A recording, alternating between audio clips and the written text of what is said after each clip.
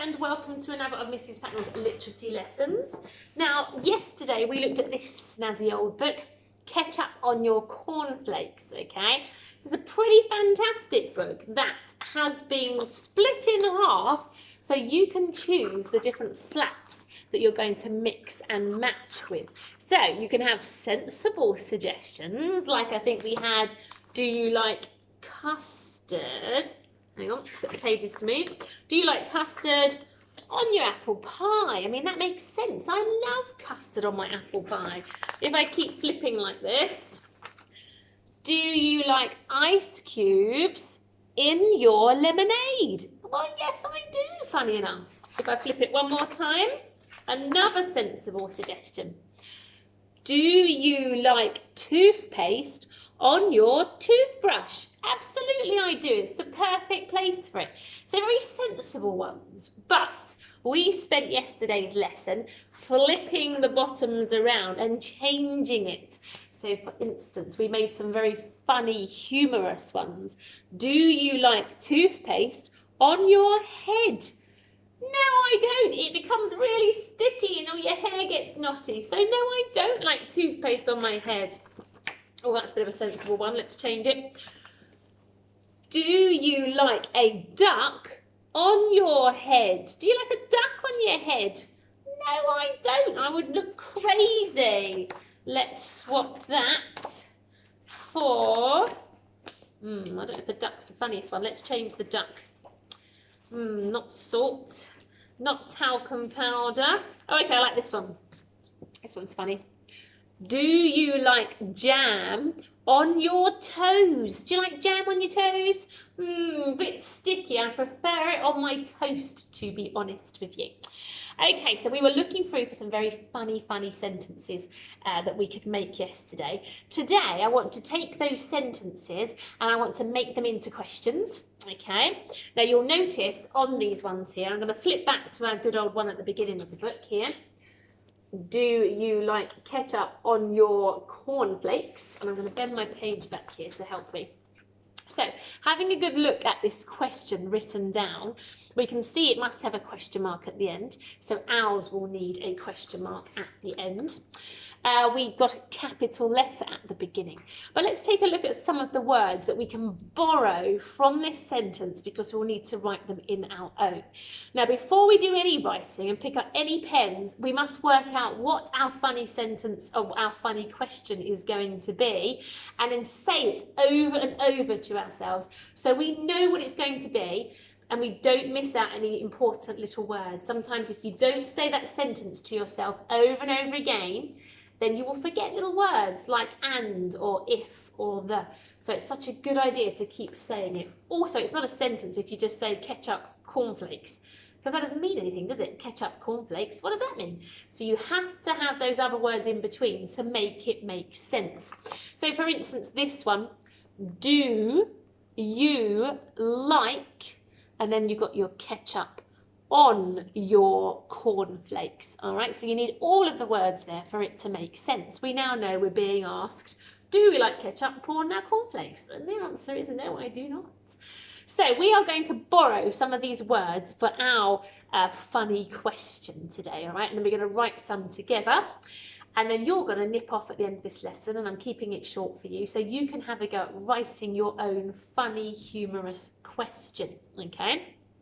So the most important things to remember will be to punctuate it with a question mark because it's a question, it needs an answer, okay? We must start it with a capital letter, but then we also need to think what our funny question is going to be.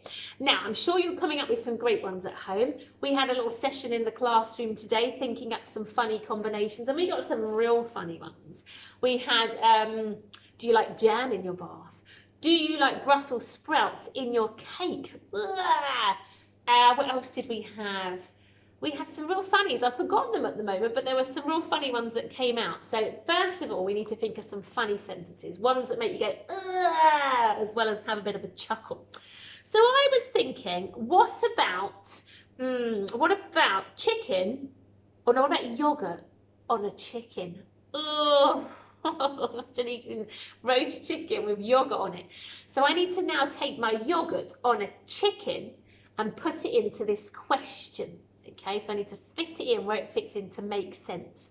So I am going to borrow the word do, and I'm going to borrow the tricky word we learned last week in phonics, you.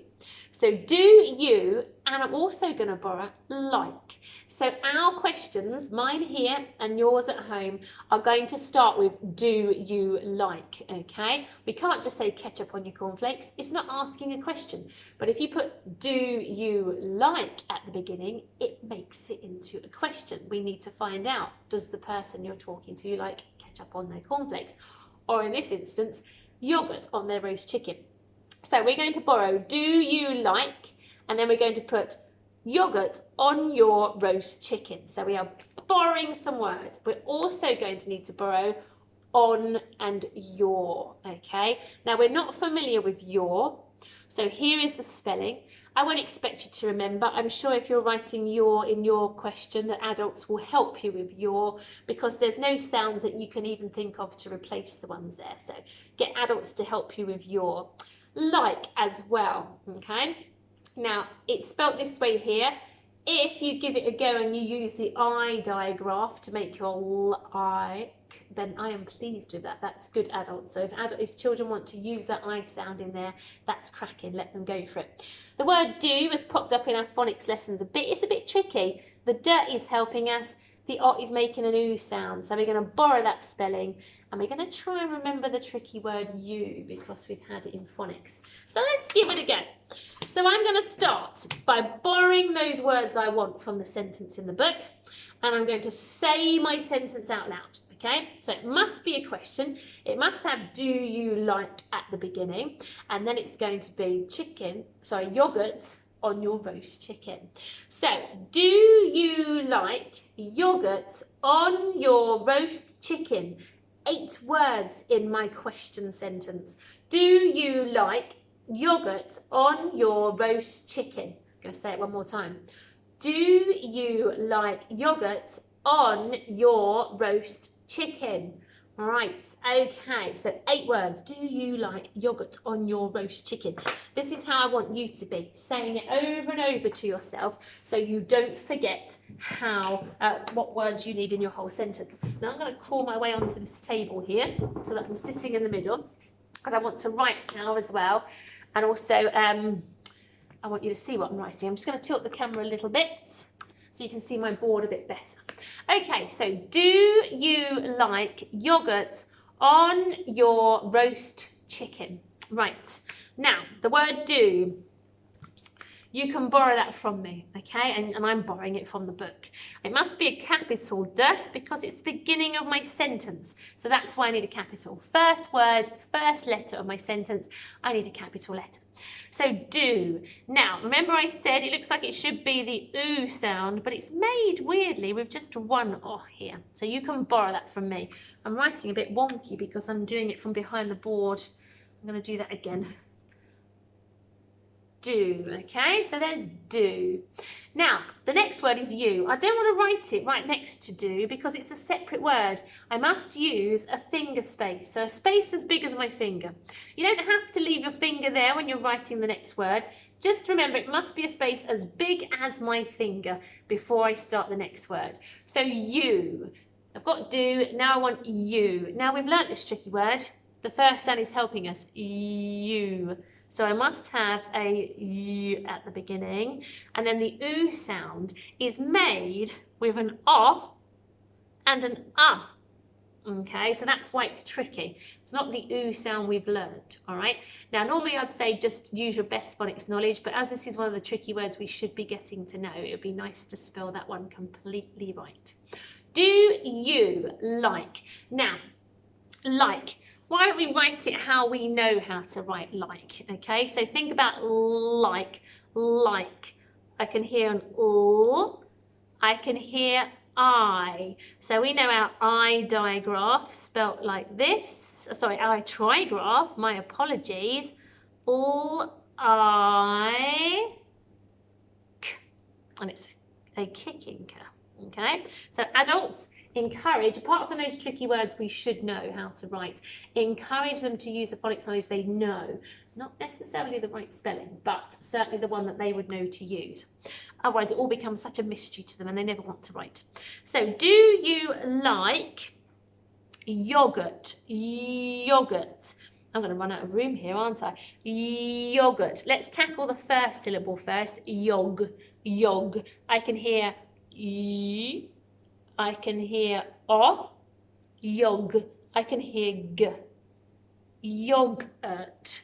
Yogurt. Okay, I can hear the sound. That's for burger. And on the end, yogurt. There's a t on the end. Now I've squeezed it in, which isn't great, is it? I wonder if I can make that look a bit neater. Hang on. If I do it a little smaller, I can get it in. Now, adults, I know this isn't the complete way to spell yogurt, but we want to encourage children to use all the sounds that they know and can use, okay? So, do you like yogurt on your roast chicken? So, do you like yogurt on is my next word. On is nice and easy. Oh. On your. Now we're going to have to borrow your because there's no sounds we know that help us. So I'm going to borrow mine from the book here and then you can borrow it from me on this video. So it looks a bit like you, the tricky word you, with a r on the end. Look at that. So adults, by all means, help children how to spell this because there is no way that they know how to make these sounds at present, okay? So do you like yogurt on your roast chicken? So roast chicken, roast. I can hear roast, O, the digraph O made with an O and an A. Roast, roast. So I've got roast, roast. On your roast chicken. Let's tackle the first syllable first, which is chick. What can we hear in chick? I can hear the ch sound. I can hear an I. And I can hear the k sound at the end of a syllable. So that would be the curly k and the kicking k. Ch, ick, chick, n, there it is. So I've written, do you like yogurt on your roast chicken? I need to punctuate the end. What is this sentence? It needs an answer, so it must be a question. So then, and you might want to practice this on a separate bit of paper, but I think it looks a bit like curly ear at the top, comes straight down and a dot underneath. And then we've got a great sentence. We've got a capital letter, we've got finger spaces between all of our words, and we've finished with a question mark. So that's where I want you to go now at the end of this lesson. I want you to think of your funny question where you put two things together that wouldn't normally go together, because that's what makes them funny. And then have a go at saying the sentence out to yourself lots of times. I said it a good 3 or 4 times. Say it as many as you need so you don't forget any words. And then work through it with your phony and flicky fingers, thinking of the sounds you need to write your sentence. Adults, if there's ways they know how to make the sounds, even if they're not quite spelled correctly, that's fine, let them go with it. But if there are some words like your that they're just not going to know, then help them with the spelling. All right then, guys, I shall look forward to seeing your questions, your funny questions on Tapestry if you're in my class. Everybody else, I hope they go well for you. I'll see you soon. Bye-bye.